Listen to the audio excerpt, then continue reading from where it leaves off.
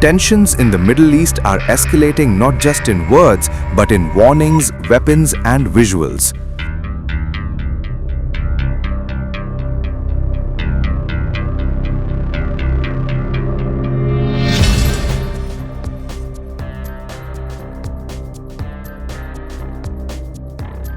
From Tehran's streets to Israeli warnings to US military movements, the signals are growing louder.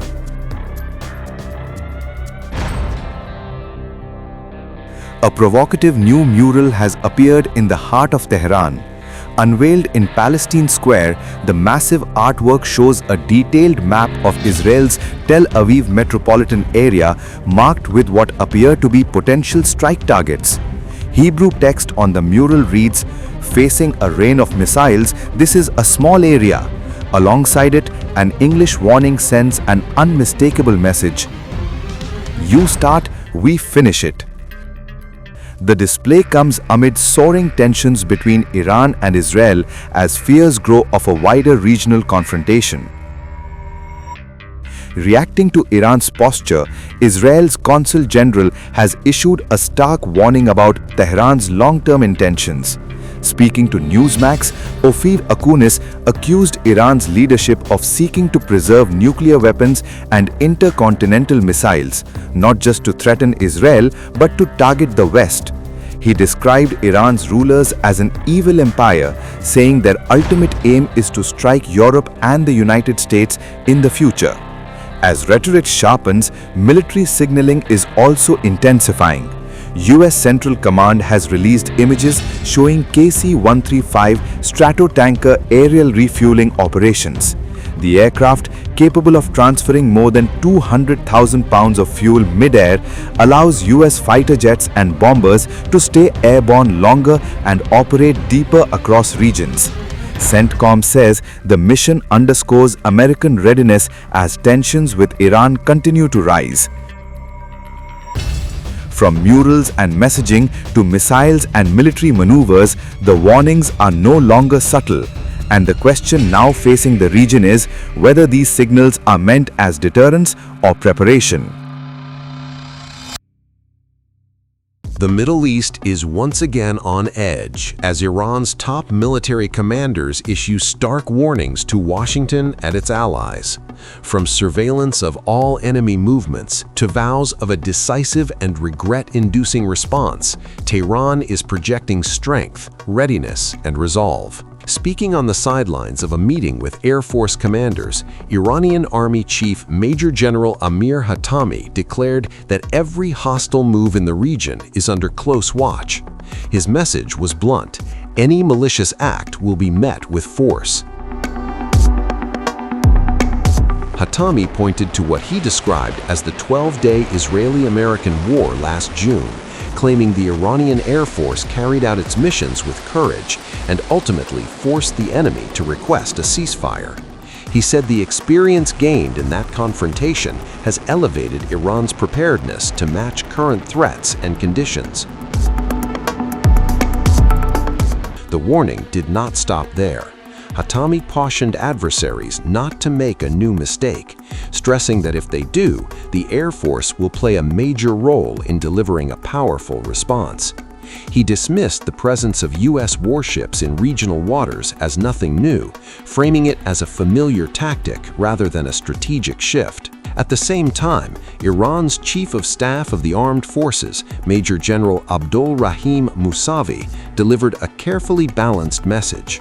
While asserting that Iran is fully prepared for a decisive and swift retaliation against any aggression, he insisted that the Islamic Republic has no intention of starting a regional war.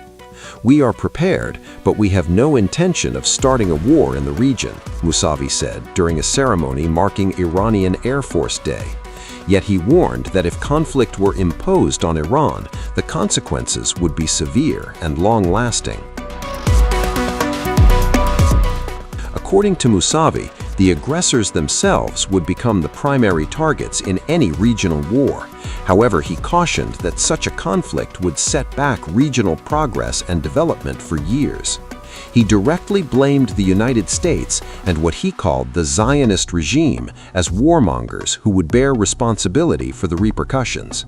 In a striking assertion, Iran underlined that it possesses both the capability and the necessary preparations for a long-term war with the United States. It was a declaration designed to signal endurance as much as deterrence. Yet amid the rhetoric of readiness, there was also a diplomatic opening. Mousavi said Iran welcomes logical pathways to negotiations, provided they are free of unreasonable preconditions. He accused Washington of decades of hostility, citing what he described as U.S. atrocities, deception, and domination-seeking behavior over the past 47 years. Still, he maintained that Iran would never initiate a war, even as it stands ready to defend its national security and territorial integrity without hesitation. That dual-track message, deterrence paired with conditional diplomacy, was echoed by Iran's foreign minister, Abbas Araghchi. Araghchi publicly questioned Washington's seriousness regarding nuclear negotiations. He acknowledged signs of intent, but said those signals appear to be fading. Continued sanctions and certain military movements, he argued, cast doubt over whether the United States is truly prepared for meaningful talks. "We are monitoring all of this," Araghchi said. "We will evaluate all the signs together, and we will decide about the continuation of negotiations." The results of Friday's negotiations are being reviewed, and a decision will be made regarding their continuation, but the overall approach of both countries at the end of Friday's negotiations was to continue them, although it ultimately depends on the conclusions reached in the two capitals and will be decided. There are signs of seriousness, but there are also signs that this seriousness is fading. The continuation of some sanctions and some movements in the military sphere create doubt about the level of seriousness and readiness of the other party for real negotiations. We are monitoring all of this. We will evaluate all the signs together, and we will decide about the continuation of negotiations. The location and time of the next meeting in the consultations held by the esteemed Foreign Minister of Oman will be determined. There may be another location, as we went to a different location twice in the previous round. The form of negotiation, from our perspective, remains non-direct. The location and time will be specified through diplomatic consultations. The presence of the CENTCOM commander doesn't change the essence of the matter. We were told that he came to visit their warship, Abraham Lincoln, from there. It was a request from the Americans, in the context of maintaining the usual courteous interactions, for him to be present. I stated that we firmly opposed his presence. We said we do not accept the presence of a military figure in our negotiation process, regardless of the purpose for which he came. He can pursue his goal. As far as we are concerned, there is no connection between him and the negotiations. A direct meeting did not take place between Iranian and American delegations, but we had an encounter, what shall we call it for the sake of diplomatic courtesy.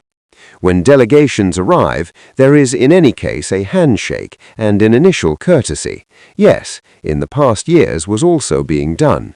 We had indirect negotiations in all past periods, but in any case, the two delegations would encounter each other on arrival or departure.